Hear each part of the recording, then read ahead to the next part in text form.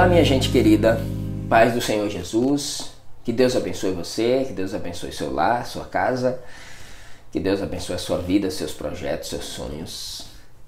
Nós estamos aqui para mais um dia de leitura da Palavra de Deus, estamos empolgados aqui com a leitura sobre a história de Paulo, escrita por Lucas aqui em Atos dos Apóstolos, uma história muito bem detalhada, muito bem organizada, muito bem escrita, e serve para o nosso elevo espiritual. Vamos orar? Senhor, obrigado, Senhor, por esta palavra, obrigado pelas escrituras sagradas, e eu quero te louvar por isso. Que o Senhor nos ajude a entender, a receber e a guardar em nosso coração cada palavra tua, Pai. É no nome de Jesus que nós oramos e te agradecemos. Amém. Atos capítulo 25. Vamos lá? Festo chegou à província e depois de 3 dias subiu de Cesareia a Jerusalém. Os chefes dos sacerdotes e os mais eminentes líderes judeus compareceram diante dele e apresentaram-lhe as acusações contra Paulo. Então rogaram a Festo o favor de transferir Paulo para Jerusalém em detrimento do direito de Paulo, pois estavam tramando matá-lo na estrada. Aqui mais uma vez uma trama, aqui já com o novo governador, né? Esse aqui já era Festo, o outro era o Félix, esse é Festo. Todavia Festo respondeu: Paulo está detido em Cesareia e eu mesmo brevemente partirei para lá. Enviem comigo alguns dos seus líderes e apresentem ali os vossos protestos contra esse homem, se de fato ele cometeu algum crime. Havendo passado entre eles cerca de 8 a 10 dias, desceu para Cesareia e no dia seguinte convocou o tribunal e mandou que Paulo fosse trazido diante dele. Assim que Paulo apareceu, os líderes judeus que haviam chegado de Jerusalém se aglomeraram ao seu redor, lançando sobre ele um grande número de ofensas e graves acusações sobre as quais não tinham provas. Então Paulo tomou a palavra em sua defesa. Em verdade, não tenho cometido pecado algum contra a lei dos judeus, nem contra o templo, ou tampouco contra César. Porém, Festo, desejando ser agradável aos judeus, inquiriu a Paulo: Desejas tu subir a Jerusalém para ali ser julgado por mim a respeito dessas acusações? Respondeu Paulo: Eis que estou diante do tribunal de César. Onde convém seja eu julgado? Nenhum crime pratiquei contra judeus, como tu mesmo sabes disso. Contudo, se fiz qualquer mal ou pratiquei algum crime que mereça a pena de morte, estou pronto para morrer. Mas se não são verdadeiras as acusações que me afrontam esses homens, ninguém tem o direito de me entregar a eles. Portanto, apelo para César. Aqui Paulo foi muito esperto no sentido de que existia ali uma trama para que ele seja morto no caminho. E aí o Festo aqui, para agradar os judeus que já tinham feito um pedido quando ele estava lá em Jerusalém: olha, traz o prisioneiro para que ele seja julgado aqui em Jerusalém, porque eles queriam matar Paulo no caminho. E aí ele, tentando fazer essa média com os judeus, ele disse: olha, você não quer ser julgado lá em Jerusalém? Ele falou: olha, eu estou diante do tribunal de César, e esse é o tribunal que eu reconheço para que eu seja julgado. Então eu apelo para César. Assim, depois de haver consultado seus conselhos, Festo determinou: apelastes para César irás. Passado alguns dias, chegaram a Cesareia o rei Agripa e Berenice em visita de boas-vindas a Festo. E como ficaram na cidade por muitos dias, Festo expôs ao rei o caso de Paulo, compartilhando: há aqui certo homem que Félix abandonou na prisão.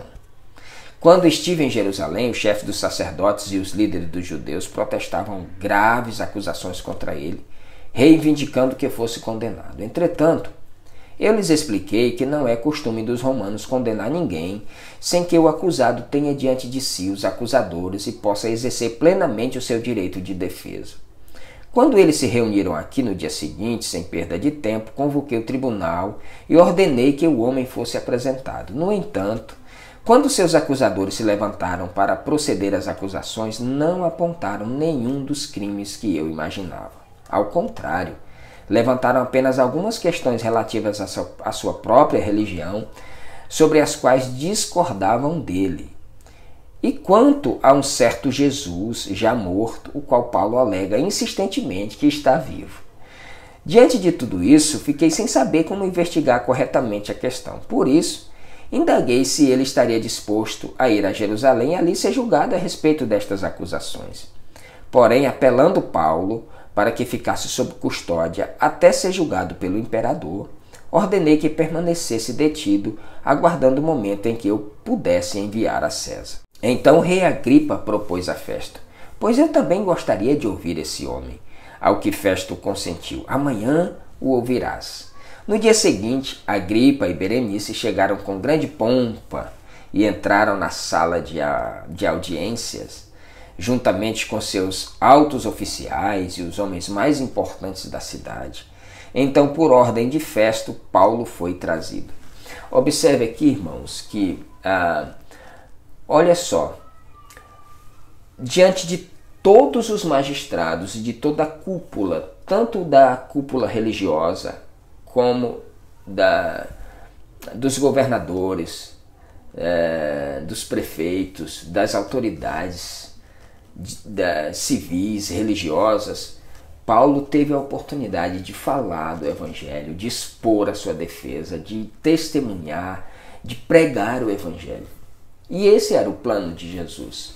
Esse sempre foi o plano de Deus para Paulo, para que ele pudesse, mesmo preso, mesmo sendo acusado injustamente, pregar o Evangelho para todas estas pessoas. E aí, você está disposto? Que Deus permita que você seja, por calúnia e por pura inveja, preso injustamente, detido injustamente, esquecido por 2 anos na cadeia, até que cheguem as pessoas pelas quais você precisa se defender e ali você testemunhar do Evangelho? Você está pronto para isso? Quem está pronto para isso? Em seguida, Festo declarou: Rei Agripa, e vós todos que estáis presentes conosco, vede que aqui está o homem, por causa de quem toda a comunidade dos judeus, tanto em Jerusalém como aqui, recorreu a mim, afirmando que ele não deve mais viver. Eu, todavia, entendi que ele não havia praticado nada que mereça pena de morte, mas, como ele apelou para o imperador, decidi enviá-lo a Roma. No entanto, não tenho ainda nada definido quanto ao que escrever sobre ele ao nosso soberano. Por essa razão, eu o trouxe perante vós, especialmente diante de ti, ó rei Agripa, para que depois de realizado esse interrogatório, eu tenha informações mais claras a prestar. Porquanto, não me parece sensato enviar um preso sem antes notificar as acusações que pesam sobre ele. Agripa ouve a defesa de Paulo. Aqui finda o capítulo 25 de Atos dos Apóstolos, onde Paulo tem ali a oportunidade de se defender. E a defesa de Paulo é sempre um meio de transmitir o Evangelho, de pregar o Evangelho. Assim é o crente, assim é o cristão.